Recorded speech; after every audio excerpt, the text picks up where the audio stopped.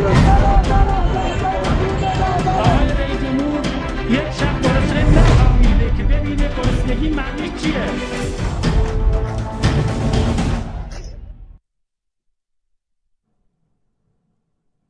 به نام پروردگار دادگر. بینندگان عزیز و گرامی، بهترین سلام ها و درودها رو تقدیم حضورتون میکنم در این ویژه برنامه به مناسبت سالگرد قیام ملی مردم ایران در آستانه سالگرد قتل حکومتی مهسا امینی و خیزش انقلابی مردم ایران، انقلاب زن، زندگی، آزادی. این ویژه برنامه رو تقدیم حضور شما بزرگواران میکنیم. در روزهای اخیر رسانه‌های حکومتی و داخلی در ایران از جمله ایسنا به نقل از مهامی نماینده خامنه‌ای در بلوچستان با ادبیاتی طلبکارانه این چنین گفتند که رهبر جمهوری اسلامی حاضر به پذیرش مردم و ملاقات بلوچ‌ها شده.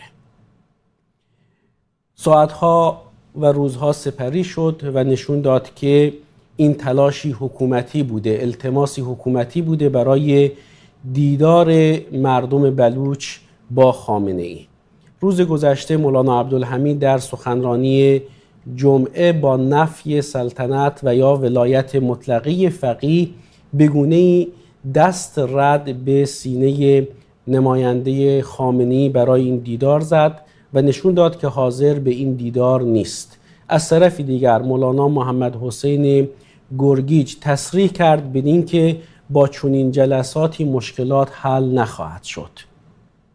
گزارش‌های دریافتی شبکه کلمه حاکی از این هست که نمایندگان خامنه‌ای در بلوچستان در تماس با ریش سفیدان و سرداران طوایف و علما چنین مطرح کردند که مولانا عبدالحمید در این نشست و دیدار حضور خواهد داشت. به گونه‌ای دروغ گفتند.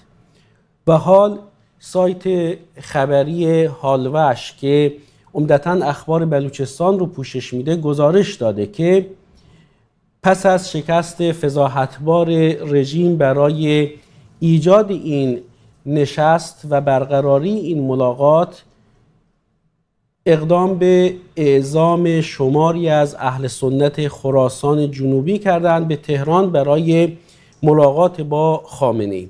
در این برنامه به اتفاق استاد ابوالفتاح خدمتی از چهره‌های مذهبی اهل سنت که در استودیو حضور دارند و همچنین آقای محمد نیکبخت از کنشگران سیاسی شناخته شده که از اصفهان در خدمتشون هستیم به نقد و پردازش این موضوع میپردازیم. جناب استاد خدمتی، با شما آغاز میکنم.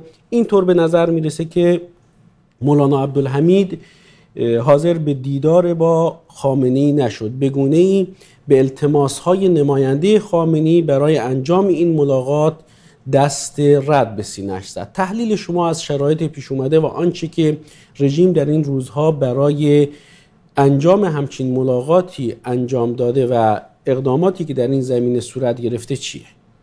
بسم الله الحمدلله. با سلام خدمت شما جناب آقای کیانی و خدمت جناب آقای نیکبخت و مهمانان برنامه و بینندگان. ببینید جناب آقای کیانی، اون چیزی که ما دیدیم طی این مدت قریب به 11 ماه می‌گذرد و هنوز یک معذرت خواهی، هنوز یک حالت قبول تقصیر و مسئولیت از طرف خامنه‌ای ندیده شده، نشنیده شده. چقدر زشته که شما بیایید یک ملتی را در حال نماز، در حال عبادت به رگبار ببندید، بعد از 11 ماه اطراف و بستگان و به تعبیر روحانیون و ریش سفیدان را دعوت کنید. معنی این حرف چیه؟ معنی این حرف اینه که اونایی که میان به دعوت شما لبیک میگویند لسان حالشون اینه که آقا دستون درد نکنید. ممنون از اینکه بیش از 130 نفر از نمازگزاران اهل سنت در مصلای بزرگ زاهدان به رگبار بستید و شهید کردید. معنیش اینه دیگه. حال ولو که این مسئله از طرف خود خامنه ای هم مطرح شود و بگوید که آقا اشتباهی شده دیگه لازم نیست، که الان دیگه پذیرفته نمیشه. الان معذرت خواهی خامنه ای پذیرفته نیست. مگر هم بعید میدونم که معذرت خواهی بکنه. و الله ذوالجلال در جواب فرعون زمانی که گفت آمنت بالذی آمنت به بنو اسرائیل و انا من المسلمین، الله ذوالجلال از اون نپذیرفت. در جواب فرعون الله فرمود الان، حالا دیگه، و قد عصیت قبل از این همه ظالم، همه آدمکش، قاتل، متکبر، حالا دیگه نمیشه. و الان هم اگه خامنه‌ای معذرت خواهی کنه ازش پذیرفته نمیشه. برای اینکه یه بسیجی را، جناب استاد کیانی، یه بسیجی را که سر و پایش ارزشی ندارد، اگر از طرف ملت خشمگین، اگر از طرف ملت معترض مورد یک اصابت کوتاهی قرار بگیره، اون ضارب میگیرند و محاکمش میکنند و اعدامش میکنند و سریع هم انجام گرفت که ما این که دیدیم. ولی بیش از 130 نفر در حین عبادت به خاک و خون کشیده میشه، هنوز خبری از طرف رژیم نیست. داریم تحقیق برای خودتونید، همه میدانند که قاتل خود شماست به دستور خود رهبر. حال آیا عاقلانه هست، منطقی است که چند نفری به عنوان ریش سفید و روحانی بروند و اونجا بگویند که چه بگن مردم؟ یعنی این دقیقاً مثل اینه که شما یزید را میبینید دستور میده به عبیدالله ابن زیاد و به دیگران، میگن آقا سیدنا حسین را به قتل برسانید، سرشو ببرید، بعد بیاید اینجا، جایزتون دیگه بعد با من. بعد یزید بیاد بگه که تازه از روایات صحیح اینه که خود یزید زمانی که آل بیت را به حضور پذیرفت گفت به الله قسم که هدف من این نبود که حسین کشته شود و شهید شود. تازه اینم خامنه ای نمیگه، این هم نمیگه. به مراتب یعنی یزید میتونه بهتر از خامنه ای باشه. اینم خامنه ای نمیگه که ما گفتیم آقا جلو مثلا به تعبیر خودشون اغتشاشات بگیرید، جلو تظاهرات بگیرید، نه اینکه مردم رو به رگبار ببندید. روز دوم باز خامنه این حرفو میزد که آقا این اشتباه بوده، کسانی که مسبب این هستن، کسانی که نقش مستقیم داشتن در این کشتار فجیع محاکمه بشن، 1 2 3 4. چطور شما میرید مثلا هر بسیجی را که مورد اصابت مردم که ناراضن همه خشم سریع محاکمه میکنید و این بنابراین این دیدار یک دیدار غیر عاقلانه است، غیر پسندیده است، غیر شرعی است، بلکه بر ضد اون چیزی که مردم انتظار دارن داره انجام میگیره. به خصوص جناب مولانا عبدالحمید که با همچون دیدارهای مخالف هست و نمیخواد و کسی برای این که تملق گویی حرامه. آقا شما چی میخواهید دیگه بیشتر از این؟ افرادی که تملق گو هستن، افرادی که به یک نحوه پا روی حق میذارن خار میشن، ذلیل میشن، برعکس افرادی که با مردم ایستادن و حق جوان که با عزت و روز به روز سربلندتر در جلو الله اولا، بعد در جلو ملت شریف ایران، در جلو 83 میلیون سربلندن. حال بیایند اونهایی که فردا یا پس فردا میخواهند به پابوسی خامنه ای بروند خود را مقایسه کنند در کدوم جایگاه قرار گرفتند، در مکان عزت و کرامت انسانی یا در مکان ذلت و خاری همچون چیزی که خامنه ای میخواد. بسیار سپاسگزارم. ضمن فرمایشات شما تصویر آقای نیکبخت رو هم بر روی ویدیووال برنامه داشتیم. جناب آقای نیکبخت خیلی خوش اومدید، ممنونم از حضورتون در برنامه. اینطور به نظر میرسه که به هر حال عوامل خامنه‌ای و شخص ایشون به طور کلی جمهوری اسلامی با تمامیتش و نمایندگانش در بلوچستان بعد از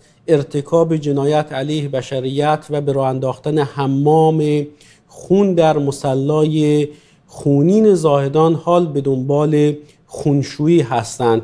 جناب عالی به عنوان یک ناظر، به عنوان یک شهروند ایرانی غیر سنی که نظاره‌گر بودید، این ظلم و ستمی رو که از طرف عوامل خامنه‌ای به امر او بر مردم بلوچستان و بر نمازگزاران مسجد مکی و مصلای زاهدان رفته شرایطی کنید و آنچه رو که همینک حکومت در دستور کار قرار داده، دیدار بلوچ‌ها با خامنه‌ای، این رو چطور ارزیابی می‌کنید؟ بیکران بر شما جناب استاد کیانی عزیز همچنین درود دارم، استاد خدمتی بزرگوار و صمیمانه ترین درودهای من تقدیم به مردم عزیز، بزرگوار و غیور ایران.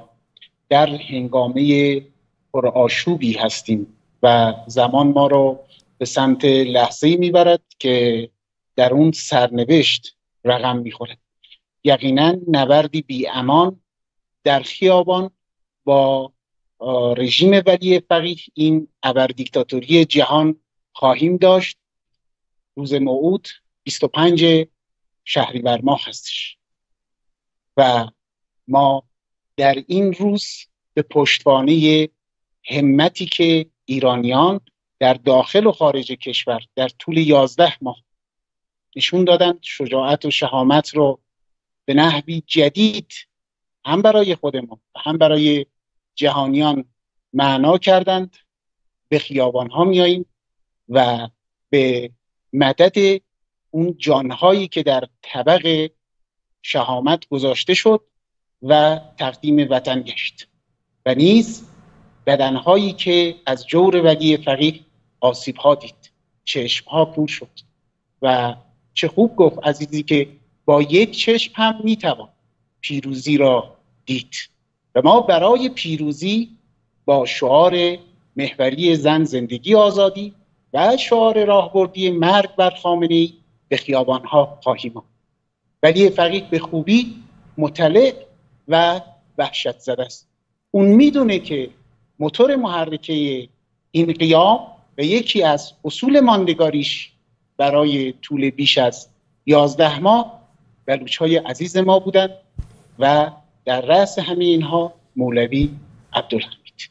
به همین خاطر میخواد که با گدایی اعتماد در بین بلوچ‌ها و بعضن علمای بلوچستان، سرداران، ریش‌سفیدان و دریوزگی که مهامی نماینده اون داره انجام میده، در واقع بتونه اعتمادی برای خودش بخره و از طرفی هم اعتبار مولوی عبدالحمید رو خدشه‌دار کنه. بهترین حالت برای ولی فقیه این بود که مولوی عبدالحمید رو بتونه به تهران بکشونه و در اونجا به تمام ایرانیان بگه که ببینید مهمترین کسی که از تریبونش علیه من فریاد زد و دنیا رو رها کرد، آخرتش رو خرید، چون اعتقاد داشت، حالا اومده به دیدار من و این یعنی این که من هستم که زعامت امور مسلمین جهان را به عهده دارم. این نقشه زیرکانه‌ای بود که ولی فقیه کشیده بود که تمام اون رو مولوی عبدالحمید با یه جمله باطل کرد. گفت ولایت مطلقه از آن خداست. بله، از آن خداست. در سال 68 که در بازنگری قانون اساسی ولی فقیه یا ولایت فقیه رو ولایت مطلقه می‌کردن، آیا معممین شیعه چنین چیزی رو نمی‌دونستن که ولایت مطلقه از آن خداست؟ یقینا می‌دونستن، اما اومدن نشستن و اختیارات رو افزایش دادن، ولی فقیه رو به ولایت مطلقه فقیه تبدیل کرد و از همینجا در واقع اختیارات خدا رو به کسی دادن که بالاترین کاری که قبل از اینکه در سال 57 تغاری بشکند، ماستی بریزد، به جهان گردد به کام کاسه لیسان، این هنرش دریوزگی و گدایی بود. همین کاری که حالا مهامی به شکل دیگه داره انجام میده. این آدم اختیارات خدا رو پیدا کرد. یه قانون اساسی جهنمی برای ما ایرانیان درست شد. به امروز در تلاشی مذبوحانه میکوشه تا بتونه بلوچ‌ها رو بلکن بکشونه تهران و در اونجا سخنرانی کنه و باز نشون بده و بگه که ببینید همچنان این من هستم که مورد اعتماد مردم هستم، در جایی که جنایت کرده و مسئول مستقیم این جنایت ولی فقیه اون فرمانده کل قواست، باید پاسخگو بشه. امکان نداره که بگیم آمر نیست، آمر بوده. یقینا اونها میخواستن با این کشتار وحشیانه تمام مردم ایران رو مرعوب کنن و اگر نبود همت و غیرت بلوچ‌ها و اعتراضات اونها، چگونه میشد که این جنبش تا الان ادامه پیدا کنه؟ درک میکنم که همیشه عده‌ای هستن که میتونن آخرتشون رو بفروشن، اونایی که معتقدن به یا حتی انسانیتشون رو لگدمال کنن. در همه جوامع چنین آدم‌هایی هست. اما مردم عزیز بلوچ، بشنوید از من در اصفهان و مردمان من از شما آموختن که مرد برای نام میمیرد و نامرد برای نان. اگر در بین شما کسانی هستند که مایلن تا لقمه نانی که به خون ملت آغشته است رو ولی فقیه با خفت و خواری جلوی شما پرت کنه، وقتی میرید در بارگاه اون و به قول مهامی شرفیاب میشید، بسم الله. اما حجب و حیا در سخنان عزیزانی هست و من میبینم جناب خدمتی و همچنین مولوی عبدالغفار نقشبندی صحبت کردن. اونها گفتن اما واضح‌تر اینه که وقتی که برید در کنار ولی فقیه قرار بگیرید، این به معنای این است که شما در مقام خیانت به ملت و پا گذاشتن رو خون عزیزان خودتون مردم ایران قرار گرفتید و اینجاست که کیفر خواهید دید. یقینا اسامی شماها مشخص، تصاویر شما معلوم، پخش خواهد شد. این رو یقین داشته باشید. و من باز به صراحت عرض کنم تکلیف علمای به اصطلاح معممین شیعه که مشخصه، تاکید کردیم بارها و بارها که باید زیر عمامه ها زد و امکان نداره اجازه بدیم که اینها با لباس آخوندی تردد داشته باشن. این توهین بزرگی به حقوق بشر و کرامت انسانی است که اونها بخوان به ما فخر بفروشن. اما در خصوص آنانی که به نام علمای سنت هم هستن، علمای سنی ما هستن، اگر در مسیر مولوی عبدالحمید قرار نگیرید، اگر در مقام حمایت از مردم نباشید، حمایت از مظلوم نباشید و شما بخواید که مدح ولی فقیه رو بگید، قطع به یقین سرنوشت شما هم با سرنوشت این معممین شیعه یکیست.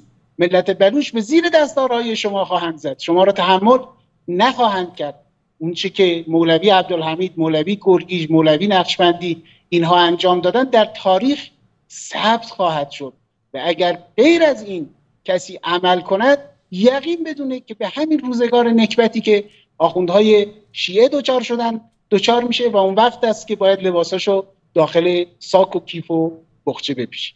بسیار سپاسگزارم جناب نیکبخت. برمیگردم خدمت شما جناب استاد خدمتی. اگر این بخش صحبت آقای نیکبخت رو مورد توجه قرار بدیم که این گدایی و دریوزگی اعتماد خامنه‌ای است برای بازگرداندن اعتماد از دست رفتی که چه بسا به خشم و نفرت مردم ایران از جمله خانواده‌های داغ دیده تبدیل شده و در تلاش هست تا بر اعتبار مولانا عبدالحمید خدشه وارد بکنه. اما به نظر میرسه که علما و چهره‌های سرشناس بلوچ حاضر نشدند که آرم ننگین چون این خیانتی رو بر چهرهشون بپذیرند یا اجازه بدن که همچین آرم و لکی بر پیشانیشون قرار بگیره.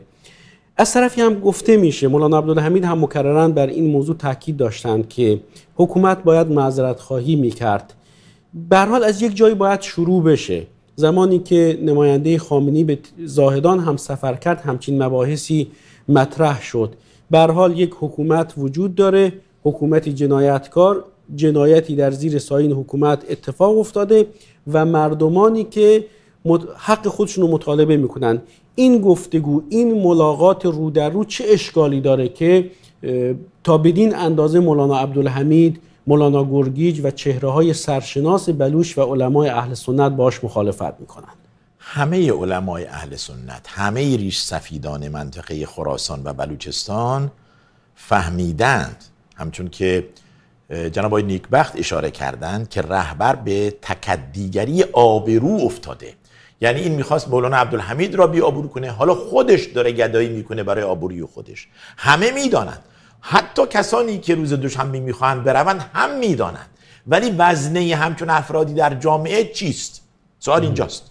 آیا به فکر اون روزی هستند که بعد از به شهادت رسیدن این تعداد زیاد در جمعه خونین زاهدان که مرتب جناب مولانا عبدالحمید میگفتند آمرین و عاملین باید محاکمه بشند و نوک پیکان مستقیم به طرف آقای خامنه‌ای بود.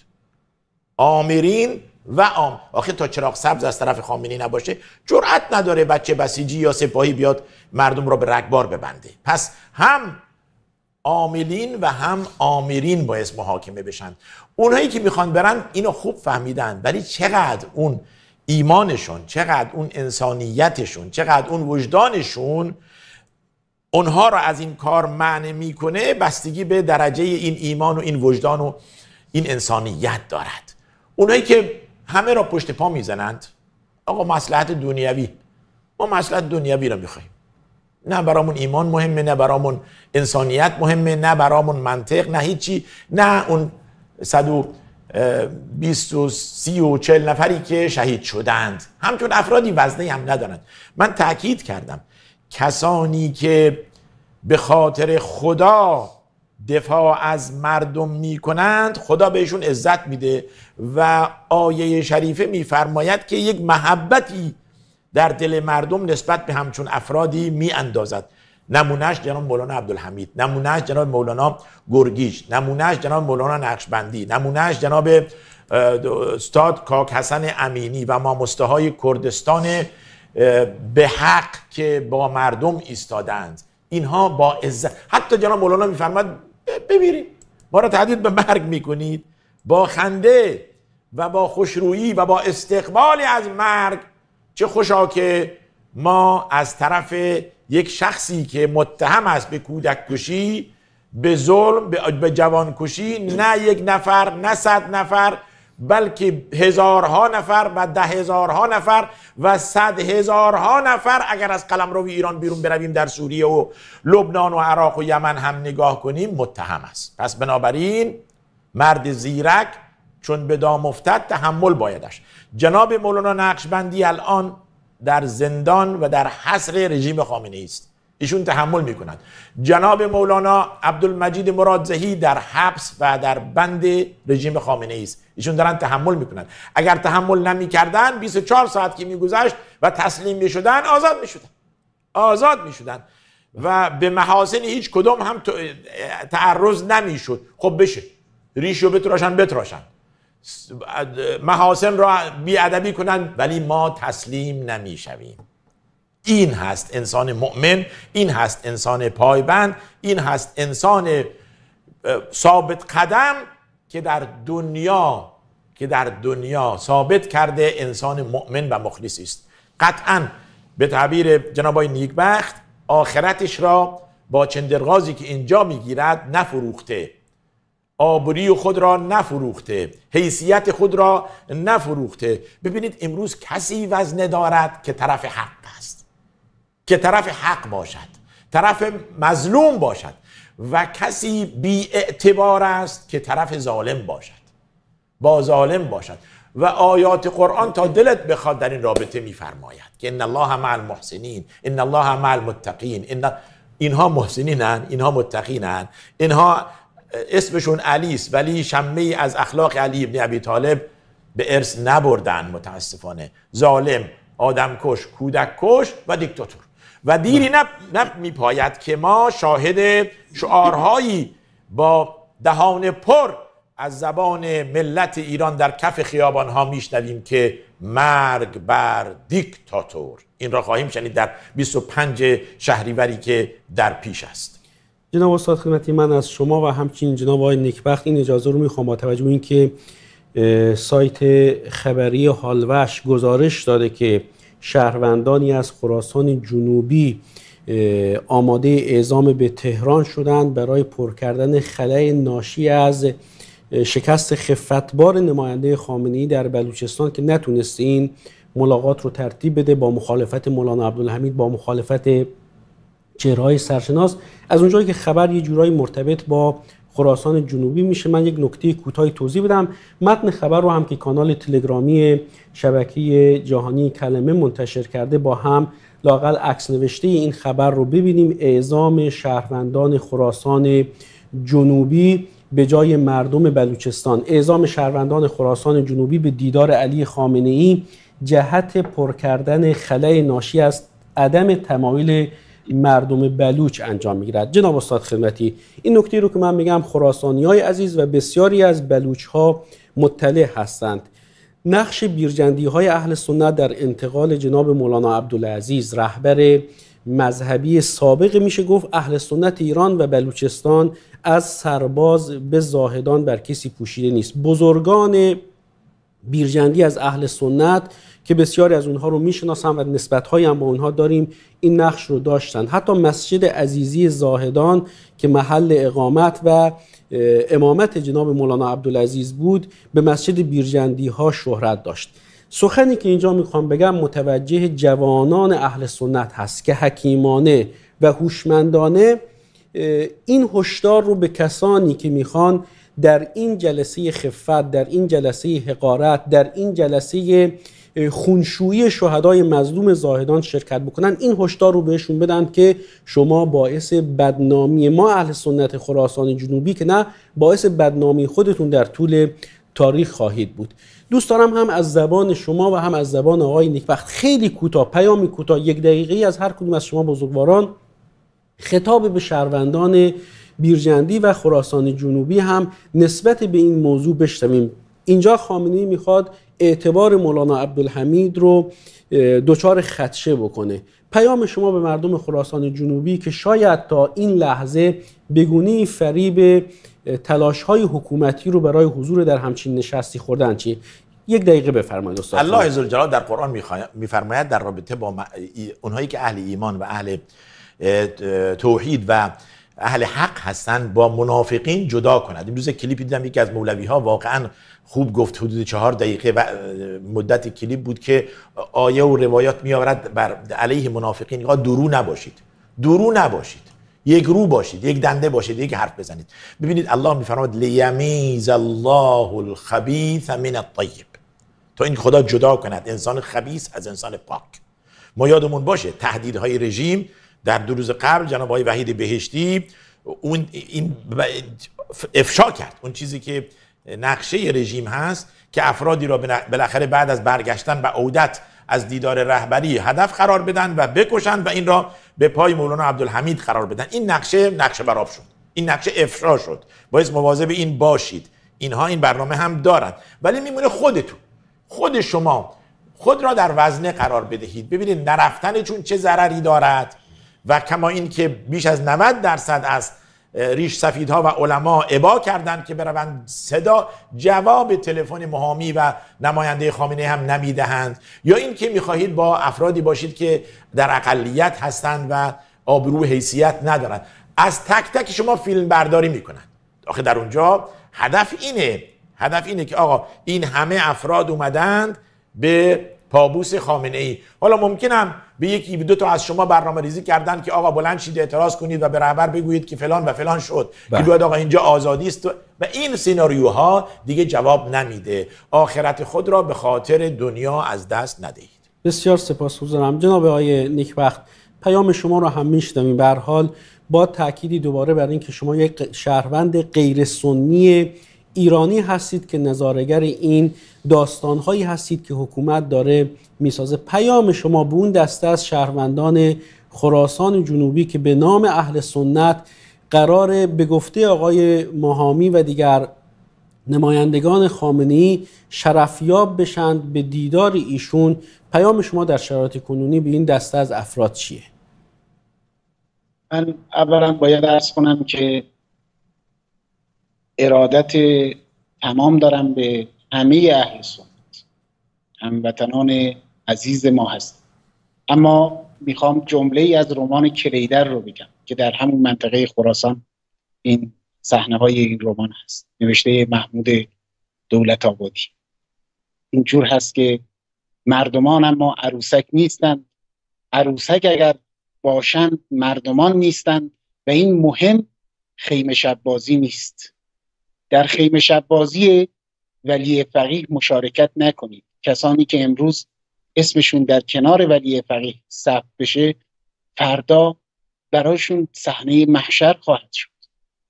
بسیار بسیار سخت خواهد بود که به خانواده‌ای وقتی عزیزی رو از دست داده بگیم اینها پس از این که جوانهای شما کشته شدن، عزیزان شما کشته شدن، در بزمی با ولی فقیه بر این کشته ها و نعش ها رقصیدند. این سخت خواهد شد و واقعا ما تلاش خودمون رو داریم میکنیم برای جلوگیری از این که خدایی نکرده خشونت عریانی اتفاق نیفته، اما دامن نزنید به عمق کینه، دامن نزنید به عمق نفرت. این خواست خامنه ای است.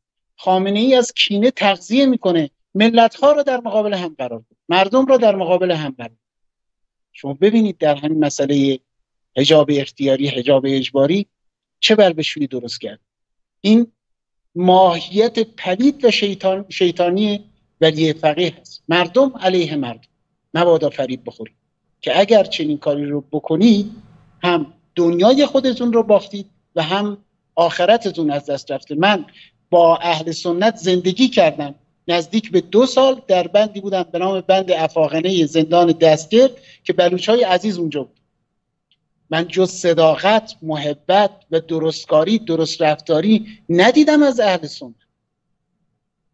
نمیتونم قبول کنم که شماها چگونه است که بخواید برید به دیدار کسی که امروز فسادش و ظلم و تباهیش بر همه جهانیان خصوصا مسلمین آشکاره.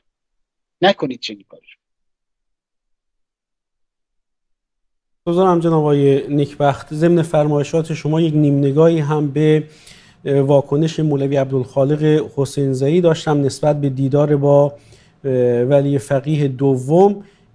اجازه بدید متن این خبر رو از کانال تلگرامی شبکه جهانی کلمه خدمت شما بینندگان عزیز و گرامی بخونم. این ویدیو رو همکارانم فرمودن که تا کنون دست کم 2-3 بار از شبکه پخش شده. ویدیو صحبت‌های ایشون هم در کانال تلگرامی شبکه کلمه وجود داره. متن رو داشته باشیم. مولوی عبدالخالق حسین زئی امام جمعه مهرستان در خطبه‌های روز گذشته جمعه 17 شهریور 1402 در خصوص جلسه دیدار با علی خامنه‌ای رهبر جمهوری اسلامی با مردم بلوچ گفت در گذشته اگر جلسه و برنامه‌ای بود مردم همه جمع می‌شدند، ولی الان اگر بگویند فلانجا جلسه است و شما دعوت هستید، کسی که ذره آبرو داشته باشد در هر جلسه‌ای شرکت نمی‌کند مگر کسی که خود آبرویی نداشته باشد. ایشون همچنین افزود که برگزاری جلسات و گرفتن چند عکس حل مشکلات نیست. پیشرفت این کشور با گوش دادن به اعتراض مردم ممکن هست. سپاسگزارم اتاق فرمان. استاد خدمتی، به عنوان پرسش پایانی و صحبت‌های پایانی که از شما خواهیم شنید، چرا علی خامنه‌ای به رغم این که تا بدین اندازه صدای مردم ایران، صدای حق‌خواهی و آزادی‌خواهیشون بلند هست، صدای اعتراضشون بلند هست، حتی آقای نیکبخت اشاره داشتند به این که شعار مرگ بر خامنه‌ای شعاری راهبردی در جریان این خیزش انقلابی هست، آیا واقعا ایشون این صداها رو نمیشنوه و یا اگر هم میشنوه چرا پاسخ مثبت و درخوری به خواسته های مردم نمیده؟ ببینید، مسئله شنیدن و عمل نکردن هست در اینجا. یعنی اینکه خودش بارها اذعان داشت که آقا مردم میگویند رفراندوم، بی خود کردن که گفتن. مردم میگویند که ما اعتراض داریم، بی خود اعتراض کردن. اینا نفهمیدن، اینا شعورشو ندارن، اینا درک ندارن. درک ما داریم، شعور ما داریم. شنیده، اعتراضات شنیده و فهمیده. منتها اون جبروت و اون تکبر و اون خودخواهی اجازه نمیده که با مردم باشه، تسلیم رأی ملت خود شود. میخواهد که بگوید من یک طرف شما هم یک طرف، شما نمیدانید من میدانم. و این تکبر، یعنی همون چیزی که بنده عرض کردم، فرعون هم مگر اطرافیان فرعون به فرعون نمیرسوندن که همه بنی اسرائیل از تو ناراحتن؟ آقا داری فرزندانشون رو میکشی، پسران رو میکشی، زنان رو بی پسر میکنی، بیوه میکنی. اشکال نداره، اشکال نداره. تا زمانی که میخواست غرق بشود دیگه تسلیم امر الهی شد که ازش پذیرفته نشد. حال در اینجا مسئله، ببینید، اگر خامنه‌ای برای شما منظورم کسانی که پس فردا میخوان برن به پابوسی رهبر، برای شما پشیزی ارزش قائل بود، نمی اومد شما را بکشد. شما را کشته، فرزندان شما را بالاخره کشته، فرزندان شما را یتیم کرده از اون طرف، بعد حالا التماس میکنه که بیایید مرا ببخشید.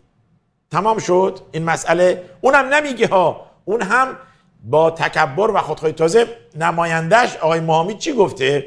گفته که رهبر پذیرفت که شما به دیدارش بروید. یعنی باز هم ذلت و خواری. شما بدانید که این رفتن شما به ضرر ملت ایران هست، به ضرر دین شماست، به ضرر حرکت شماست. پای گذاشتن روی خون شهدای مظلوم در جمعه خونین زاهدان و در روزهای قبل و بعدش در کف خیابانهای تهران و شیراز و اصفهان است. این را در نظر بگیرید که انسان چقدر بخواهد خیانت کند که این همه ظلم و این همه اجحاف و دیکتاتوری را پشت سر بگذارد، به خاطر که بهش پول میدن، به خاطر که بهش منصب میدن، به خاطر که بهش میگن علمای اهل سنت. این مذهب و این لقب و این مدال و این پول زود میره، ولی پشیمانی شما تا ابد باقی است که نمیتوانید جبران کنید. وقتی که اومدید دیدید مردم از شما ناراضن و همه روی گردانن، چطور میخواید جبران کنید؟ بگویید 2 مرتبه پیش بیاد ما دیگه نه دیگه تمام شد. تمام شد. کما این که آبروی ریخته شده خامنه ای الان به کوزه بر نمیگردد، شما هم بعد نمیتوانید جبران کنید. پس تا وقت دارید خود را دریابید و ایمان خود. جناب استاد خدمتی از حضورتون در برنامه بسیار بسیار سپاسگزارم. جناب آقای نیکبخت همچنان در خدمت شما خواهیم بود.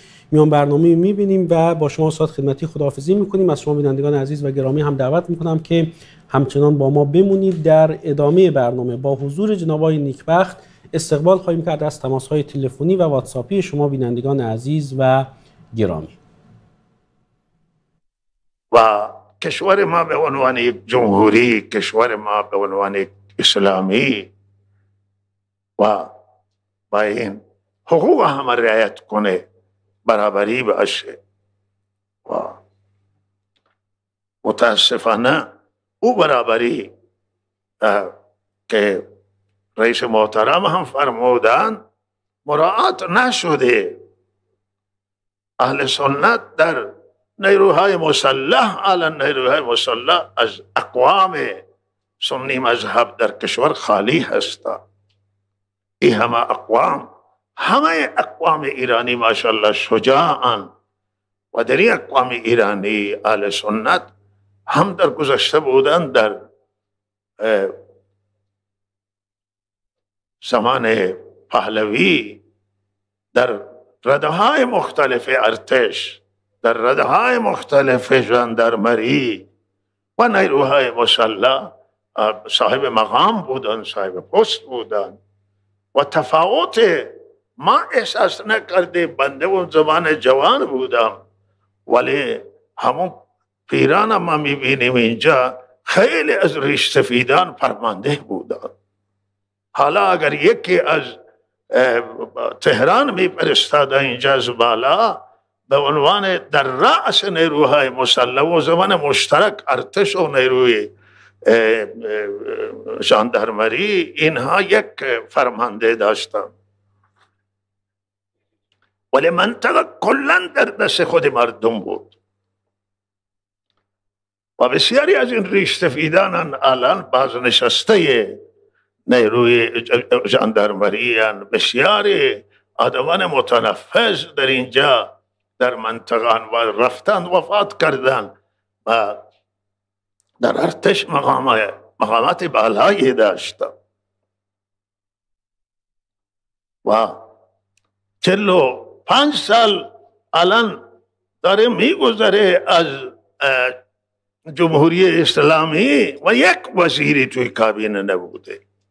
شما یک بارت اهل سنت در این افراد شایسته است، افراد توانمند است. این مسئله شایستگی نیست و شایسته سالاری به جرأت میتونم بگم تو ایران نبوده.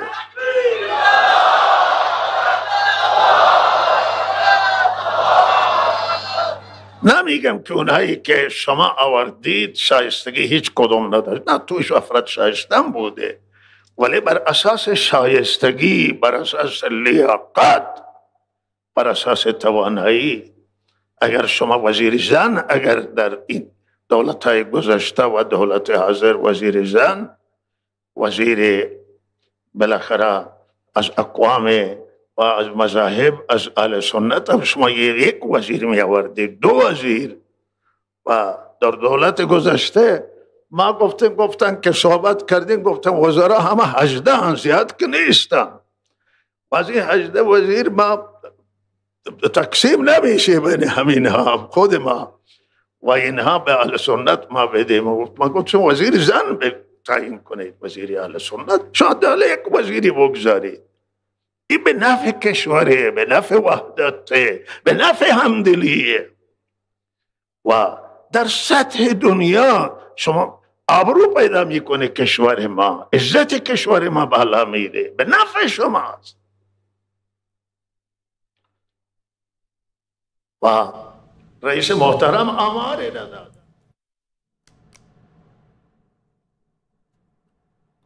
بله، با سلام دوباره خدمت شما بینندگان عزیز و گرامی. در ادامه برنامه با افتخار استقبال میکنیم از تماس‌های تلفنی و واتساپی شما بزرگواران. همکارانم شماره‌های تماس رو زیرنویس کردن، میتونید تماس بگیرید، چه از طریق پیام رسان واتساپ و چه با تماس تلفنی نظرات و دیدگاه‌های خودتون مطرح بفرمایید. مهمان گرانقدر برنامه جناب آقای محمد نیکبخت هم محبت فرمودن همچنان با ما در این برنامه همراه هستند. اگر هم پرسشی داشته باشید، ایشون به عنوان یک کنشگر سیاسی شناخته شده از داخل ایران به پرسش‌های شما بینندگان عزیز و گرامی پاسخ خواهند داد. متن ارسالی بیننده رو می‌بینیم که در پایانش تاکید داشتند که سوال بنده رو اگر امکان داره از آقای نیکبخت عزیز بپرسید. سلام علیکم استاد کیانی. شهرهای بلوچستان خصوصاً زاهدان که شعله انقلاب مهسا امینی همچنان ادامه دارد. استاد اگر مردم ایران میخواهند پیروز شوند، زاهدان تنها نمیتواند، باید تمام شهرهای ایران یک پارچه بیرون بیایند و نترسند، چون تمام انقلابهای دنیا که پیروز شدند کشته هم دادند، ولی باید کاری کنیم که ملت ایران از دست این آخوندهای شیطان صفت نجات دهیم. شک نکنید پیروز میشویم، ولی همت و شجاعت تمام شهرهای ایران خصوصاً تهران، اصفهان، شیراز، تبریز، شجاع، اهواز، بندر عباس، بندر لنگه، لارستان بزرگ، شمال ایران، رشت، مازندران، لرستان با غیرت و تمام شهرها و دهات ایران که بیرون بریزیم آخوندها ترسوند و آنها را، خب من متن رو از دست دادم، متوجه فرمان نمیدونم چه مشکلی پیش اومد و متوجه سوال و فرمایش این بیننده هم نشدم که در پایان تاکید کرده بودند بر اینکه این سوال رو از آقای نیکبخت بپرسیم. جناب آقای نیکبخت، به هر حال اینطور به نظر میرسه که بخشی از مردم همچنان چشمشون به قشر خاکستری هست. فرض رو بر این بگذاریم که قشر خاکستری همچنان به همین رویه ادامه بدند. مردم در روز موعود که شما 25 شهریور پیشرو رو به عنوان روز موعود ازش یاد کردید، از مردم آزادیخواه ایران در ذهن شما، در تصور شما چه میگذره؟ شاهد چه موضوعی در این روز خواهیم بود؟ از طرفی هم شاهد نگرانی حکومت هستیم. ما نزدیک به 85 میلیون جمعیت داریم و فکر میکنم که منظور نیست که همه این 85 میلیون باید بیان تا رژیم ولی فقیه سرنگون بشه. کافی است که از این جمعیت حتی 4 تا 5 میلیونش در خیابون‌ها باشن و اون اتفاق سرنگونی خواهد افتاد. اما من در اینجا برای منظم‌تر شدن میدان تاکید میکنم که هدف ما در روز 25 به 2 بخش تقسیم میشه. یکی پاسداشت شهدای جنبش هست که مهسای عزیز اولین اونه، در رأس اون قرار داره. خب در سقز و کردستان مراسمی برای مهسای عزیز خانواده‌اش فراخوان دادن. هر کس از هر کجای ایران که این توانایی رو داره خودش رو به سقز برسونه، اون مراسم در صبح روز 25 برگزار میشه.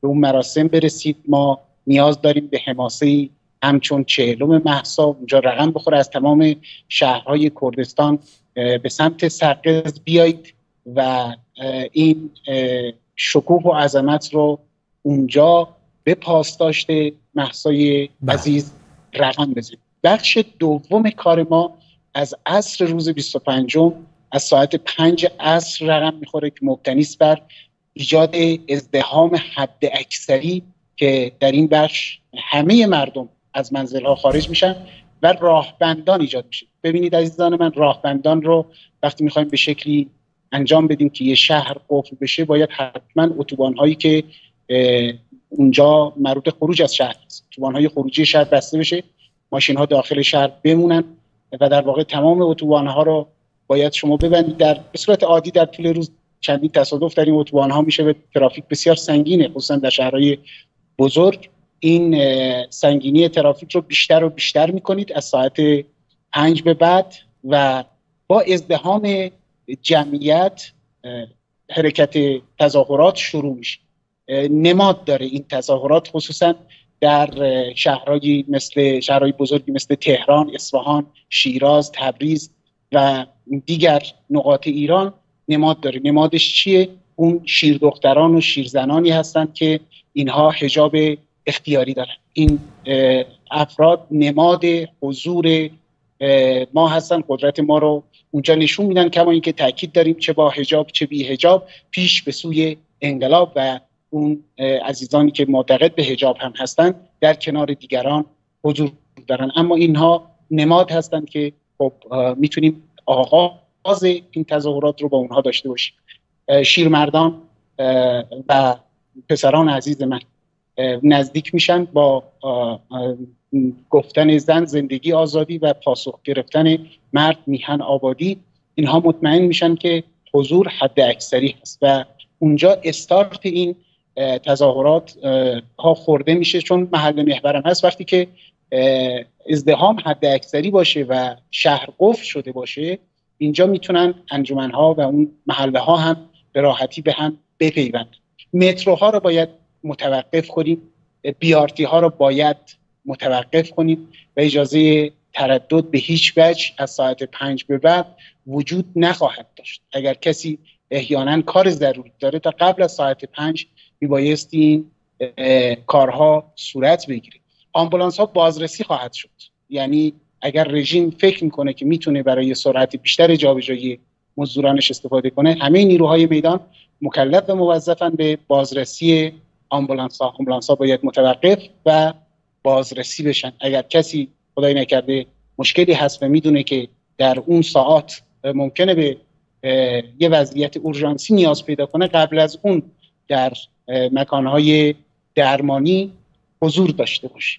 در محلات پشت بام ها رو حتما باید در اختیار داشته باشید و این مسئله که ما یک رزم بی امان رو با رژیم ولی فقیه خواهیم داشت. در این رزم بی امان چیزی به نام عقب نشینی هم نداریم.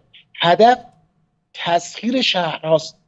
این هدف در این روند انقلابی است. حالا ممکنه که در روز 25 ما به این مهم برسیم. اگر در شهری موفق شدن مردم شهر رو تصرف کنن، خب مکانهای دولتی رو باید بگیرن، اما نباید آتش بزنن. ببینید اینا اموال ماست. کسی مگه میره وارد خونش بشه، خونش از متجاوزی بگیره و بعد اون خونه رو آتش بزنه؟ اموال دولتی رو وقتی که تصرف کردید اونجا رو حفظ کنید. و وقتی شهری به دست مردم افتاد حتما سنگربندی بشه، بازرسی ها در اون شهر صورت بگیره و اجازه ندن که دیگر مزدوران بیان. بقیه شهرها هم قطعاً تبعیت خواهند کرد و این اتفاق در اون شهر کافی است. یکی دو شهر بزرگ ما درش این اتفاق میمون بیفته. پس دقت کنید که هیچ کسی، هیچ گروهی هم مسلح نیست و تمام گروه‌های اپوزیسیون رو من رصد کردم، هیچ کدوم فراخوان مسلحانه ندادن. ما دستان خالی، مبارزه با دستان خالی رو هم بلدیم، اما مسلح به اراده ایم و با این اراده است که در مرحله فعلی وارد میدان خواهیم شد. حفظ کرامت همه شهروندان واجبه. کسی حق آتش زدن بانک، مغازه، ماشین‌های مردم نداره. تازه باید حفاظت کنید از افراد ضعیف‌تر، باید محافظت کنید، دست به دست همدیگه بدید و گام به گام پیش برید، نباید عقب نشینی کنید. ما برای 1 ساعت تظاهرات نخواهیم کرد، برای به دست گرفتن کنترل شهر و این رو ادامه میدیم تا به این نتیجه برسیم به یاری خدا و بتونیم شهرها رو در تصرف خودمون داشته باشیم. بسیار سپاسگزارم آقای نیکبخت. همچنان در خدمت شما خواهیم بود و نظرات و دیدگاه‌های شما رو خواهیم شنید در کنار نظرات و دیدگاه‌هایی که از بینندگان عزیز و گرامی دریافت می‌کنیم. بیننده‌ای که همینک به استودیو وصل هستند، تماس واتساپی و منتظر شنیدن صدای شما بیننده گرامی هستیم. سلام بر شما، بفرمایید. علیکم سلام و سلام بر شما استاد عزیز. غلام قادر هستم از ایران شهر. زنده باشید جناب آقای غلام قادر، بفرمایید. استاد، کسانی که رفتن به دیدار خامنه‌ای اینا از مقام عالمی افتادن و اینا دیگه عالم اهل سنت نیستن، مشتی جاهلن و جاهلیشون به کنار منافقن و منافق هیچ دین و ایمانی نداره، هیچ دین و ایمانی نداره. اینا به جایی که رفته بودن اونجا تو خونهشون می نشستن، همون نون خشک خودشون هم می خوردن، آبروشون باورجاتر بود و انسانی عزت و کرامت خودش رو حفظ میکنه نگفتن و بلد باشه. بله بله قربان کار بی آبروهاست. و چند روز هم که برنامه ها رو میدیدم، این بسیجی های بودند اومدن گفتند که مولانا عبدالحمید حفظالله گفتند که بی سواده. من به اینا میگم حالا 44 سال خامنه‌ای مردم را از خود و از دین ساختگی خودشون فراری داد. ظرف 1 سال مولانا عبدالحمید همه مردم را طرف خود جذب کرد. حالا بیان بگن مردن با سواد کیه و بی سواد کیه. و ممنونم از شما استاد.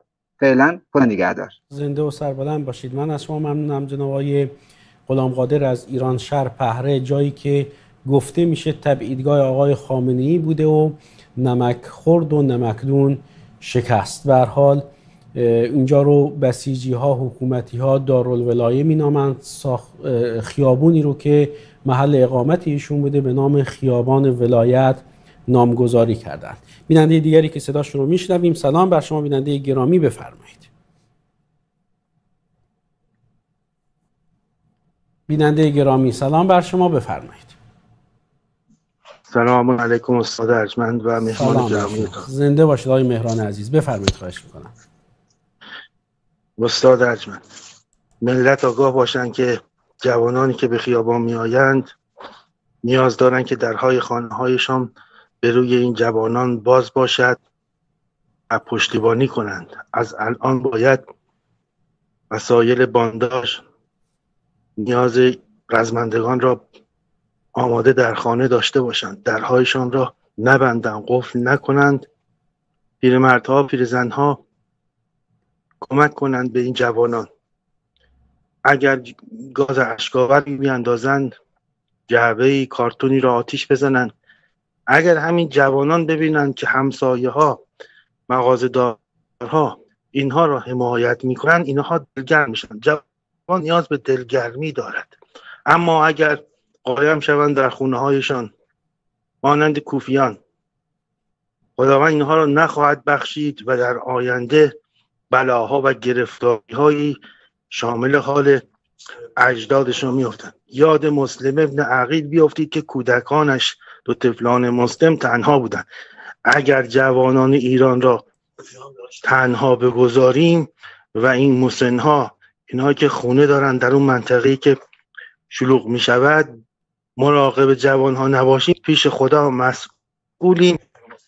و این بسیجیان هم بدانند که نانی که میخورند، اون وعده هایی که به آنها میدهند که بهش شغلی بدهند یا پولی بدهند، فکر کنند که همان کوفیان شیعیان کوفه‌ای بودند که پشت به حسین کردند، حالا میخواهند پشت به ملت ایران کنند. مطمئن باشند که روز قیامت با همان افراد محشور خواهند شد. و السلام علیکم و رحمت الله. بسیار بسیار سپاسگزارم از شما جناب آقای مهران. ممنون از لطفتون و تماستون و مطالبی که مطرح فرمودید. دیگر بیننده‌ای که صداش رو میشنویم. سلام بر شما بیننده گرامی، بفرمایید. بیننده گرامی، خب تماس رو از دست دادیم. ببینیم پیام بیننده‌ای که دقایقی قبل برنامه فرستادند. نوشتن با سلام و درود خدمت جناب آقای کیانی و جناب خدمتی و مهمان برنامه.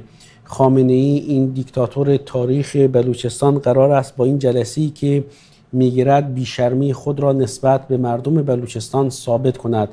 ای کسانی که عاشق جنایات این دیکتاتور هستید، در پیشگاه خداوند نسبت به این جنایات چه جوابی دارید؟ در پایان هم نوشتن درود بر مولانا، مرگ بر دیکتاتور.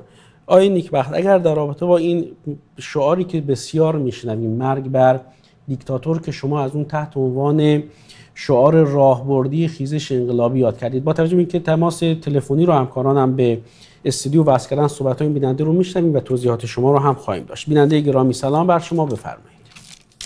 خسته نباشی آقای کیانی. سپاسگزارم، بفرمایید. یک مزاحمتون،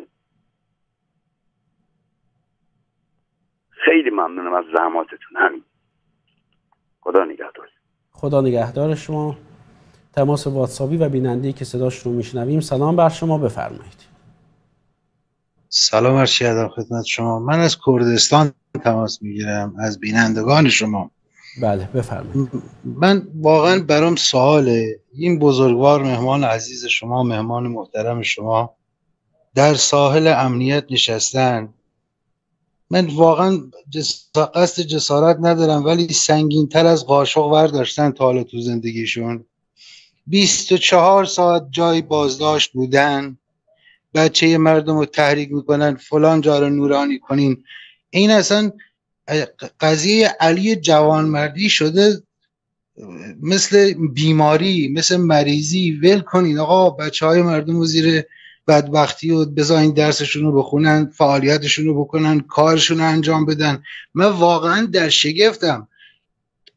خودت یه جا بشینی، خیال راحت، پیرن گلمنگولی تنت کنی، اینجا تو سنندج، تو کردستان، تو بلوچستان بچه مردم با بدبختی بزرگ میشه، نصیحتش کنی، بگی آقا برو سنگ بنداز، برو آمبولانس نمیدن فلان. یه طرحهایی میگن، اصلا تعجب میکنم، خدا شاهده. خب شما بیننده گرامی، انتقاد شما، اعتراض شما رو نسبت به صحبت‌های جناب آقای نیکبخت شنیدیم. من اصلا یک بار دیگه هم خدمت شما عرض کردم با شبکه کلمه من جسارت نمی‌کنم. نه خواهش میکنم، اشکالی نداره. شما میتونید منتقد باشید، میتونید معترض باشید، میتونید تماما 100% مخالفت بکنید. اینجا صدا و سیمای جمهوری اسلامی نیست. نکاتی رو که شما فرمودید من یادداشت کردم، آقای نیکبخت هم شنیدن، توضیح خواهند داد. شما به عنوان یک شهروند ایرانی که فرمودید کرد هم هستید، در رابطه با این سطح از جنایاتی که رژیم درباره همه مردم ایران از جمله درباره کردها و مردم کردستان مرتکب شده، طرح و برنامه مشخصی دارید که در واقع فرستادن بچه‌های مردم به کشتارگاه نباشه؟ شما طرح و نظر و پیشنهاد خاصی دارید؟ من خدمت شما عرض کنم، دادن طرح و برنامه اجازه از من صحبت کنم؟ خواهش می‌کنم، میشنویم، با افتخار میشنویم، بفرمایید. دادن طرح و برنامه کار من نوعی نیست، کار من شهروند نیست. من در وجود خودم نبینم، ولی انقدر شعور دارم که این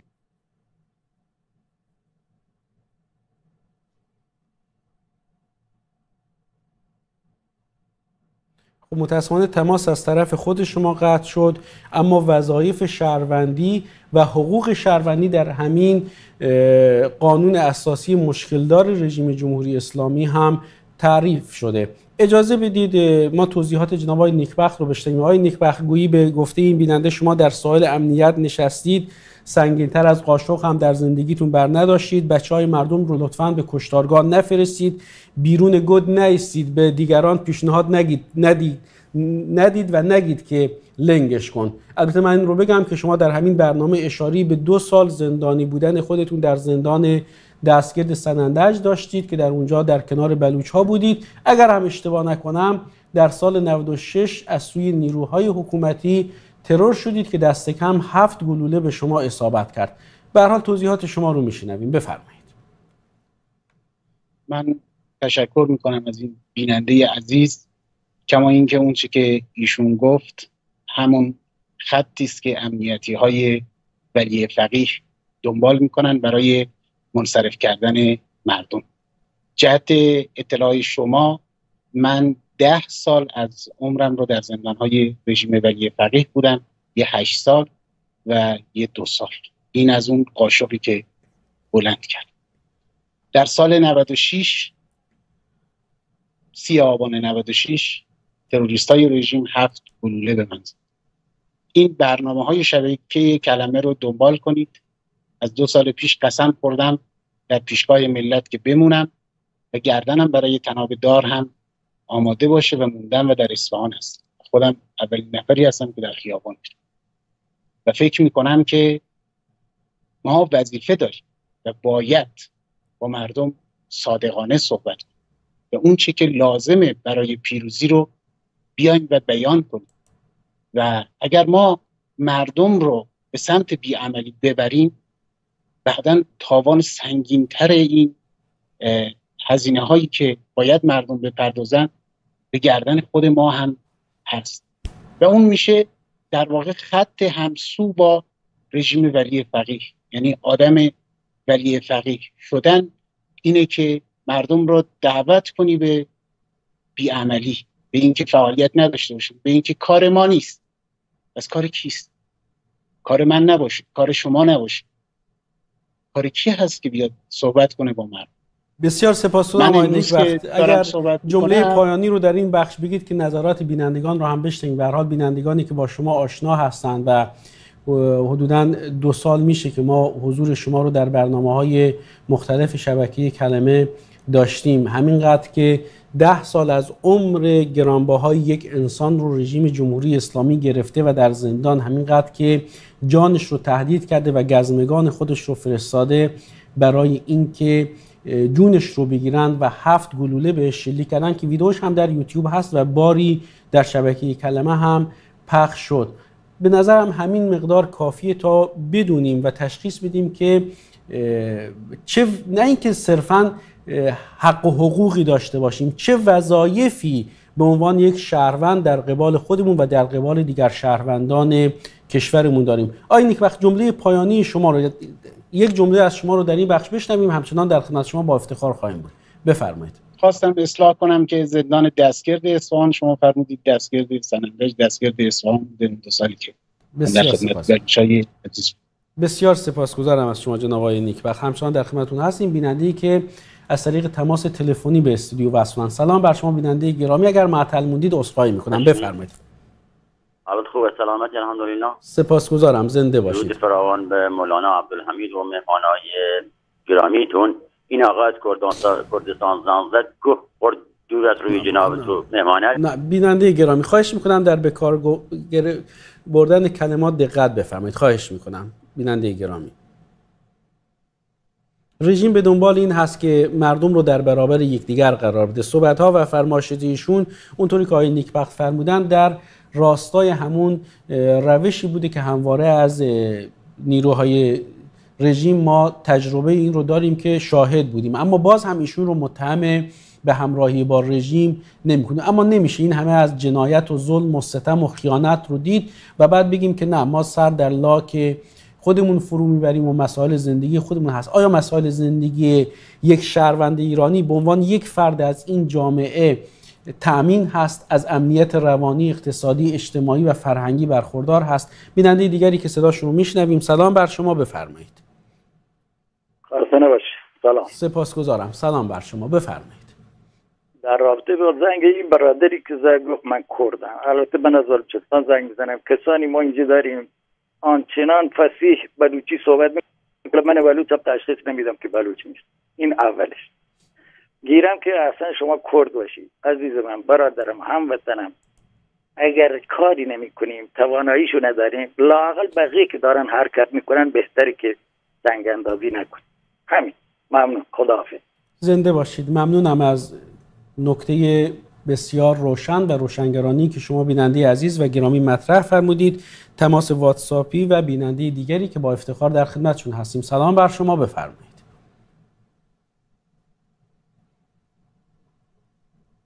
بیننده گرامی سلام بر شما، بفرمایید.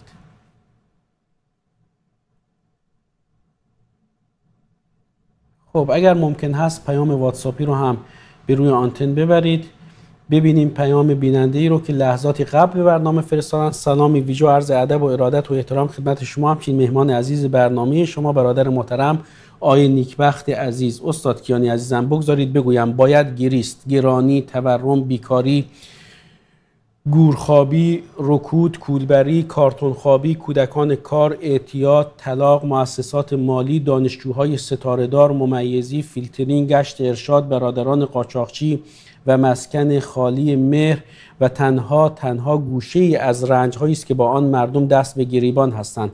سپاسگزارم از جناب آقای دکتر مولانا عبدالحمید با آن بینش و افکار و اندیشه به روز و روشنشون که خامنه‌ای رو به چالش و حاشیه کشیدن، بدون رو در وایستی اتمام حجت کردن، دفتر بستن برای همیشه و آخرین با این اخطار خیلی مهم دادن بهش، به افتخارشون. بی نهایت ممنونم. با حرفهای قشنگش زد تو دهان خامنه‌ای دیگه بمیره. و اینکه مولانا دارن با زبانی بی زمانی میگن که هیچ ارزشی برای خامنه‌ای قائل نیستن. در ادامه نوشتن مرگ بر خامنه‌ای، لعنت بر خمینی. بیننده پروپاقرص شما نارویی هستم، کوچک شما از زاهدان. بزرگوارید. زنده باد مولانا عبدالحمید. آمین. درود بر شرف و غیرت مولانا عبدالحمید. بسیار سپاسگزارم از شما بیننده گرامی. جناب آقای نیکبخت اگر خیلی کوتاه به مطالبی که در تماس‌ها شنیدیم بپردازید ممنون میشم. ادامه پیام‌ها و تماس‌ها رو خواهیم داشت. تماس واتساپی اتاق فرمان نظام کنید. این تماس رو داشته باشین، بعد صحبت‌های آقای نیکبخت رو میشنویم. بیننده گرامی خیلی کوتاه بفرمایید. سلام بر شما.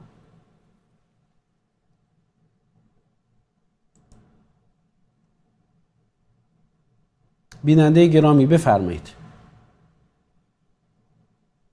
خب بیش از این منتظر نمونیم. جناب نیکبخت در خدمت شما هستیم، بفرمایید. به شعار راهبردی اشاره شد. همه میدونن که خامنه‌ای در مقام ولی فقیه ابر دیکتاتور جهان هستش و بهتره که به جای مرگ بر دیکتاتور خودش رو فریاد بزنه. یعنی این بدون تعارف بگید مرگ بر خامنه‌ای، چون زمان دیگری خاطرم هست که تظاهرات شده بود و اونجا شعار داده میشد که مرگ بر طالبان و جنتی سخنرانی داشت میگفت منظورتون از این طالبان کیه؟ یه مقداری هم بعضی وقتا این آقایون دوست دارن که دوزاریشون کج باشه و همین خاطر مرگ بر خامنه‌ای رو خیلی با صراحت تمام بیان کنه. البته مرگ بر دیکتاتور هم شعار خوبی است، اما مرگ بر خامنه‌ای حتما باید باشه تا ما بتونیم در یه پروژه‌ای به اون هدفی که میخوایم برسیم و اون هدفمون هم این هست که نابودی این رژیم ولی فقیه و فرستادنش به زبالدان تاریخ. بسیار سپاسگزارم. بینندی در پیام می نوشتن سلام، در جواب این شخصی که برای جناب نیکبخت سر و شانه گذاشت، چرا سیاستمداران شما در صدا و سیما نمی توانند مشکلات را حل کنند؟ به خدا قسم اگر این اشخاص نبودند مثل آقای نیکبخت مد نظرشون است، تمام ایرانی ها را تا حالا این خامنه‌ای میکشت. سپاسگزارم. تا فرمان پیام این بیننده رو هم دیدیم. تماس واتساپی و دیگر بیننده‌ای که صداش رو میشنویم. سلام بر شما بیننده گرامی، بفرمایید. سلام بر شما بیننده گرامی، بفرمایید. سلام خسته نباشید. سلام بر شما، بفرمایید. زنده باشید، بفرمایید. میخواستم بگم آیا از لحاظ شرعی سوال کنم که این مولا نمایی که مولا درباریا میرن پیش قاتل بزرگ، بعد اینا رو مثلا کسی جای ببینه توف توی صورتشون بندازه، آیا ایراد شرعی داره یا نه؟ به گمانم آقای نیکبخت از منظر اجتماعی و سیاسی به این موضوع پرداختن و با از این منظر اجازه میخوام این توضیح رو خدمت شما عرض بکنم. ببینید حکومت به شدت به دنبال این هست که مردم رو در مقابل مردم قرار بده. اینها خودشون به گونه‌ای خودشون رو در معرض خفت و خواری قرار دادند که رفتار درست در برابر اینها ایستادن و قرار گرفتن در سمت درست تاریخ و در کنار مردم هست. بسیاری از اونها اونطوری که استاد خدمتی هم زمانی که در استودیو و برنامه حضور داشتن تصریح کردند، خودشون شرمنده هستند و احساس خفت و خاری میکنند. شما به این نکته توجه بفرمایید که علمای سرشناس و چهره‌های اجتماعی و ریش سفیدان و افراد با نفوذ و شناخته شده به درخواست نماینده خامنه‌ای برای دیدار با ایشون به سینه‌اش دست رد زدند و پاسخ منفی دادند، از جمله مولانا عبدالحمید که حاضر به انجام این دیدار نشدند. بسیار سپاسگزارم. تماس تلفنی و بیننده‌ای که صداش رو میشنویم. سلام بر شما، بفرمایید. سلام خدمت جناب آقای کیانی. سلام بر شما و مهمان عزیز جناب آقای نیکبخت. میگم این آقایی که گفت از کردستان اصلا زنگ زده بود، تو هم اگر مردی بیاد تصویری بشین روبروی مردم صحبت کن. شما میرید مزل نامیشین اونجا یک پاکم و سرت میندازی ایراد میگیری. مرد باش، بیا به مردم خدمت کن. آقای نیکبخت مثل مرد اون تو میدونه، تو هم بیا مرد باش، تو جلو بهش بگو دیگه این که از زنگ زد کردستان جلو خانوادت خجالت بکش. زشته ای کار میکنید مثل مرد به تو میدون پارچه نمیگم چادر، پارچه سرت میندازی صحبت میکنی. زشته آقای یعنی همجور باشه. من در خدمت زنده باشید، عرضی نیست. ممنون از تماستون و مطلبی که مطرح فرمودید. پیام بیننده‌ای رو ببینیم که خواستن که با آقای نیکبخت هم در میون بگذاریم. سلام استاد کیانی، تشکر از زحمات شما. امروز آقای تماس گرفت و گفت نظام اسلامی اگر به بمب هسته‌ای برسد به تمام جهان حکومت می‌کند، آن وقت خدا می‌داند چه می‌شود. گمان کنم بیراه نمی‌گفت. ممنون از شما. بیننده‌ای که همینک از طریق تماس تلفنی به برنامه وصلن. سلام بر شما، بفرمایید. صدای شما رو میشنویم. سلام و درود پروردگار با آقای کیانی و آقای نیکبخت عزیز. سلام بر شما. من فقط وقت زیاد ازت نمیگیرم. هم سن ساله خودم که سال 57 انقلاب کردیم، کلا گرفتیم سر خودمون و کل مملکت الان اگه دوباره پشت سر بچه ها و نوهامون وای نیستیم، برای 7-8 سال دیگه سرزمین سیاهی بدون آب و علف که 5 میلیون نفرم نمیتونه توی زندگی بکنه میمونه برای این مردمی که الان هستن. شد ما جز دزدی و غارتی مملکت چیزی دیگه نمیبینیم. فقط از همسن سالهای خودم که 57 بودیم خیابان اومدیم تقاضا دارم پشت سر نوه‌ها بچه هامون وایسیم. انشالله که خدا خیر بهتون بده، موفق و مؤید باشید که روشنگری میکنید. خدا نگهدار شما. زنده باشید پدر بزرگوار. صحبت‌های این پدر بزرگوار رو که فرمودن از نسل انقلابی 57 هستن جناب آقای نیکبخت شنیدیم. این بخش از جامعه که با هدف رسیدن به استقلال و آزادی جمهوری اسلامی رو روی کار آوردن، در شرایط کنونی چه وظیفه‌ای متوجه اوناست؟ هرچند که در صحبت‌های این پدر بزرگوار بهش تصریح شد، اما دوست دارم که از زبان شما هم بشنوم. بفرمایید آقای نیکبخت.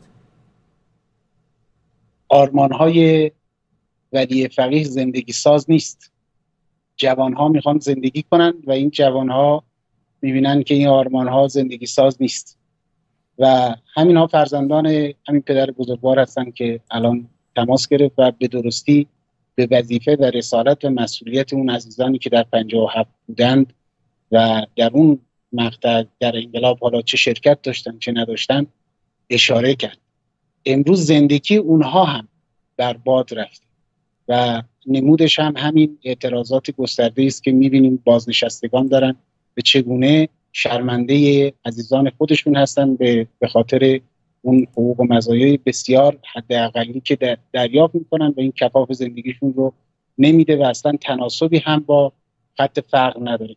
درخواست ما ازدحام حداکثری است. همه با هم، زن و بچه و پیر و جوان، به خیابون بیایید. اون ازدحام هست که دفاع مشروع به حساب میاد. وقتی جمعیت انبوه باشه هرگز نیروهایی که در مقام سرکوب تعریف شدن قادر نیستند که دست به اقدامات جنایتکارانه خودشون با اون گشاده دستی که در جمعیت‌های کوتاه‌تر میزنن عمل کنند. ببینید بسیاری از این نیروهایی که برای سرکوب آماده کرده ولی فقیه، اونها در کنار مردم ایستادن. در دور قبل هم این مورد به وضوح مشاهده شده، گزارشاتش برای ما اومده و من جا داره از این تریبون از اونها تشکر کنم. اما بسیاری عمال ولی فقیه هستن و برای کشتار اجیر شدن و کارشون این هست که همین صحبت شماست، مردم رو به جان همدیگه بندازن و کشته سازی کنن. خب بایستی که برای اینکه اونهایی که در کنار مردم میخوان قرار بگیرن بتونن شهامت بیشتری پیدا کنن و حرفشون رو به حکومت بزنن و نه بلندتری به حکومت بگن برای سرکوب، حتما این جمعیت بیشتر باشه. این جمعیت، این ازدحامش کمک میکنه به این کار. و از طرف دیگه اونهایی که تردید دارن باز به مردم بپیوندن و اینهایی که قصد جنایت دارن هم در همون جمعیت عظیم و گسترده مرعوب خواهند شد. با دیدن همون جمعیت اینا وحشت خواهند کرد و به سوراخ‌های خودشون خواهند رفت. خیلی عذرخواهی می‌کنم جناب نیکبخت. میشنویم صحبت‌های بیننده رو که از طریق تماس تلفنی با برنامه و استودیو در ارتباط هستن. سلام بر شما بیننده گرامی، بفرمایید. سلام استاد گرامی، وقت بخیر، خسته نباشید. درود بر استاد گرامی عزیزم آقای نیکبخت عزیز. زنده باشید جناب آقای محمد. اگر اشتباه نکنم مردم و جوانان مردم و شبکه کلمه آقای نیکبخت نمیکشه، آقای خامنه‌ای میکشه که کودک کشه. روغن 7000 تومانی تو این 2 سال شده 70000 تومان. مردم چیکار کنن؟ نون شب رو نداریم، از دستمون شرمنده ایم، از خودمون شرمنده ایم. خجالت نمیکشید؟ اینجا زندگی نمیکنید؟ نمیبینید؟ تورم نمیبینید؟ درآمد نیست، کار نیست، اشتغال نیست، اقتصاد خوابیده، پولمون ارزش نداره، خودمون ارزش نداریم. تا چه سکوت؟ تا نیکبخت سکوت، شیانی سکوت، علیشی سکوت، ولی سکوت. چی باید جواب اینا رو بده؟ من یه ترکی ادارت یافتم، 31 سال هیئت در آوردم، دیر همه اینا رفتم، همش دروغ و تیک بود، همش گولزنی بود. آقای نیکبخت اینا گولمون زدن، اینا باید گولشون بزنیم، خودمون گولشون رو بکنیم، با دستای خودمون انشاءالله کفنشون کنیم، خودمون محاکمت کنیم تو میدان اصلی تهران. انشاءالله خودمون با دستای خودمون اینا رو بکشیم. خب این تماس رو از دست دادیم. بسیار سپاسگزارم از این بیننده گرامی. دیگر بیننده‌ای که صداش رو میشنویم، سلام بر شما، بفرمایید. سلام علیکم و رحمت الله. داداش نازنینم، استاد خودم، سلام و رحمت الله بر شما. سلام به سردار نیکبخت. داداش جان سینه سپر کن که به والله من یه تار موی شماها نمیشم، کاش بشم. ولی 2 کلمه میخوام عرض کنم به اون کسایی که میخوام برم به دیدار حضرت آقا. اونایی که میخوام برن معمولا مولوی و درس حوزه خونده و به اصطلاح اهل سنت باید باشن. ای کسانی که اسمتون گذاشتید طلاب و تو خیالتون هست که به یه لقمه برسی شکم و صابون میمالید، از این شکم ها زیاد کارت خورده. ببینید علیس الله و بکافن عبده، شما که 1000 بار اینو خوندید باور نکنید کتک میخورید. منتها کتکی که نه مش داره نه لغت. و یخوفونک بالذین من دونه، و تویی که باور نداری الله تعالی کفایت کننده است، با قضا و قدر الله تعالی کفایت میکنه الله تعالی ما رو، چی میشه؟ و یخوفونک بالذین من دونه، یه ترس از غیر الله تعالی میافتید از جرگه مغضوبین، در جرگه اهل ضلالت و بدبختی. کتکشو 80-90 میلیون میخورن. اونایی که از شماها طلبکار میشن در دنیا و آخرت. عاشق چادر مباش، اون فکر و خیالات باطلت. عاشق چادر مباش و خر مران، در آب و گل آدمی که توحید خارج شده میشه خر دیگه، خر مران. تا نمانی زاب و گل مانند خر اندر خلاب. مولانا به من شما ها داره میگه چون به سگ نان افگنی، به یه سگی که نون میندازی بو کند آنگه خورد. بابا سگ نی شیری، چه باشد بهر نان چندین شتاب. ننه شما ها، ننه های ما همه ما رو با شعور زایده، ما خودمون بیشعور میکنیم.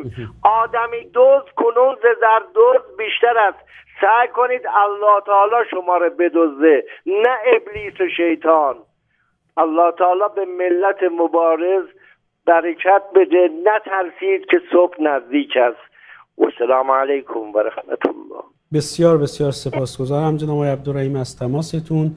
پیام بیننده‌ای رو ببینیم. سلام علیکم و رحمت الله و برکاته. خدمت شما جناب کیانی بزرگوارید و مهمان گرانمایه و عزیزمان که خداوند متعال حفظتان کند، که شما راست میگویید و راه راست نشان و راهنماییمان میکنید. اجر و ثوابتان با خداوند متعال دوستتان داریم که شما و دستاندرکاران شبکه حق طلب کلمه مایه مباهات و افتخار ما ایرانیان هستید و در راهتان ثابت قدم باشید که الله رحمان و رحیم ازتان راضی است و خداوند متعال همتان را حفظ کند. ممنونم قاسم. بسیار سپاسگزارم. ما اینجا هستیم که صدای شما مردم مظلوم و ستم دیده ایران باشیم. دیگر پیام ها رو هم داشته باشیم بعد از شنیدن صحبت های بینندی که همینک به استودیو وصلند. سلام بر شما، بفرمایید. خواهش میکنم. سلام علیکم. سلام بر شما، بفرمایید. من نمین مهدی باوری هستم. بله بفرمایید. زایمان داری؟ بله صدای شما رو میشنویم به اتفاق بینندگان و مهمان گرانقدر. بفرمایید. خواهش میکنم. بله آقا، شما آقای خوبی محترمی هستید، با تقوا، با همه چی، قرآن و خب تماس رو از دست دادیم. تماس واتساپی و بیننده‌ای که همینک صداش رو میشنویم. سلام بر شما، بفرمایید. سلام علیکم جناب آقای کیانی و مهمان گرامیتون. سلام بر شما. من خواستم بهتون بگم شما هیچ گوهی نمیخورید. اشکالی نداره، بذارید حرفش رو بزنه، ادامه بدید. گور پدر عبدالحمید. شما چی میخورید؟ گیرم تو دهن عبدالحمید. ببینید اینها سربازان خامنه‌ای هستن. خامنه‌ای اینطور میخواد حکومت خودش رو حفظ بکنه. بله ما میدونیم که شما همینطوری هستید. شما در جریان خیزش انقلابی مردم ایران در شهرک اکباتان تهران گفتید که هر کس که با حضرت آقاتون مخالفت بکنه سرش رو روی سینه‌اش میذارید ولو ناموستون باشه. بعد هم نشون دادید که واقعا آدم‌های بی‌ناموسی هستید. چطور؟ آخوندهایی که توی رخت خواب و تخت خواب با هم جفتگیری کردند. این رو نشون دادید. ناموس ندارید. بینندگان عزیز و گرامی، این رو من خدمت شما در حضور شما نسبت به این بیننده گفتم چون این کلمات زشتی به کار گرفت. اینهایی که میان و این چونین میگن که ما در دفاع از ولایت فقیه سر ناموسمون رو روی سینه‌اش میذاریم، ناموس ندارن. نشون به اون نشون که در این برنامه از زبان این نیروی سایبری و یکی از گزمگان خامنه‌ای شنیدیم. اینطوری میخوان حکومت رو حفظ بکنند. بیننده نوشتن سلام آقای کیانی و آقای نیکبخت شیرمرد. آقای کیانی طی این هفته با آقای نیکبخت برنامه بیشتری بدهید، حرفاشون امیدوار کننده است. یه جورایی آقای نیکبخت لازم میدونم اینجا از شما قول بگیرم که دست کم در برنامه‌هایی که این افتخار رو من دارم که در خدمت بینندگان باشم حضور شما رو هم داشته باشم. تا باشم و دستگیر نشده باشم یقینا صدای ملت خواهم بود و افتخاری است که در شبکه کلمه و در خدمت شما باشم. زنده باشید. بیننده نوشتن درود بیکران بر مولوی عبدالحمید رهبر عزیز مردم ایران. پاسخ روشنی است از طرف مردم ایران به سایبری ها و گزمگان رژیم ولایت فقیه. درود بیکران بر مولوی عبدالحمید رهبر عزیز مردم ایران. درود بیکران بر شما و خصوصا جناب آقای نیکبخت. خوشحالم که ایشان را سالم میبینم. خداوند بزرگ یار و نگهدار همه شما باشه. وعده همه ما 25 شهریور کف خیابانها. لعنت بر مأموران جیره‌خوار کثیف حکومتی مطلبی هست که در پایان پیام ارسالیشون نوشتن. بیننده‌ای که همینک در خدمتشون هستیم. صدای شما بیننده گرامی رو میشنویم. بفرمایید. سلام بر شما. الو سلام، درود بر شما جناب آقای کیانی. سلام بر شما. حضورتون که مردم ما پارسال اومدن تو خیابون و خود من شخصا خیلی یعنی سالهاست که کوشش کردم که این مردم بیان تو خیابون، ولی ما خیانتی از این اپوزیسیون دیدیم که با بی‌شرافتی کامل از تجزیه ایران صراحتاً صحبت کردن. این آرزو رو به گور ببرن که دوباره ما مثل قبل بشیم. اولیش خود من شخصا همین آقای رضا پهلوی رو قبول داشتم، الانم بهش احترام میذارم، ولی واقعا اینها اونجا تو خارج ایران فراموش کردن، خائنن و ملت دیگه به اینا اعتماد نمیکنن و به حرف کسی هم توجه نمیکنن. ما 1000 سال دیگه با این رژیم زندگی کنیم، یک وظیفه کاش ایران چشم‌پوشی نمیشه. این صحبت‌های شما صحبت‌های صابری‌های رژیم هست. کدوم اپوزیسیون اجازه بده کدوم اپوزیسیون با سر و صدا چیزی پیش نمیره. شما نمیتونید بیننده گرامی با ایشون خداحافظی میکنیم. ایشون فکر کرده که اینجا مرکز فرماندهی سرکوب ملت و مردم ایران هست. ببینید شما با این ادعا که کسانی حرف از تجزیه کشور زدن میخواید مردم رو ناامید بکنید. برعکس در جریان خیزش انقلابی مردم ایران که رهبرتون به دنبال نفرت پراکنی قومی و مذهبی بود، جمعه خونین زاهدان رو به راه انداخت، مردم شعار دادن از زاهدان تا تهران جانم فدای ایران، سنندج کردستان چشم و چراغ ایران.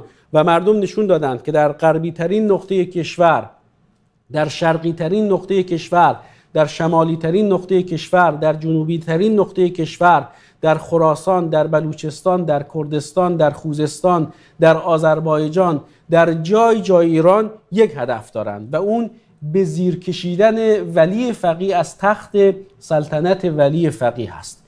اجازه بدید در روزهای پیش رو پیش داوری نکنیم، اما آنچه که از شواهد برمیاد و آنچه که مردم ایران تا کنون نشون دادند، ببینیم که در روزهای پیش رو چه پیامی در این رابطه برای حکومتی خواهند داشت که همواره با دروغ و تزویر اتهام زنی کرده، خواسته انگ تجزیه طلبی، انگ شرور بودن رو به مردم ایران بزنه، ولی صدها تن رو کشت، راه به جایی نبرد. الان هم به دریوزگی و تکدیگری و گدایی افتاده برای اعتبار بخشی به وجهه و چهره نامطلوب و منفور حکومتی که میخواد با حضور علمای اهل سنت بگه که جنایتکار نیست. اما مولانا عبدالحمید به این جنایتکاران به سینه‌شون دست رد زد و حاضر به ملاقات با ولی فقیه دوم نشد. آقای نیکبخت، فرصت ما کوتاه هست، کمتر از 1 دقیقه اگر خیلی کوتاه بفرمایید ممنون میشم. عذرخواهی میکنم،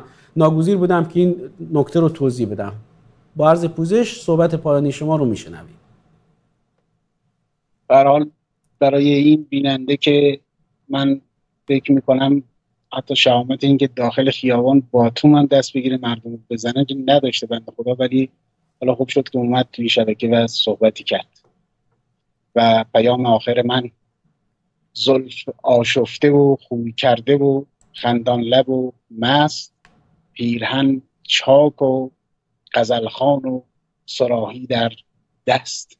این حال ماست، حالی که هیچگاه ولی فقیه تجربه نکرده است. وعده همه ما روز 25 کف خیابان ها با هدف تصرف شهر.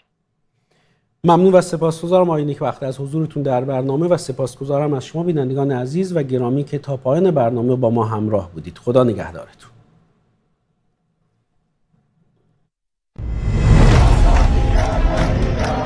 مردم همیشه به طور دائم هیاهو درست میکنن، غلط هم میکنن اگر بخوام بکنن. ما اگه پول داشتیم از بخریم خود میرفتیم نون میخریم.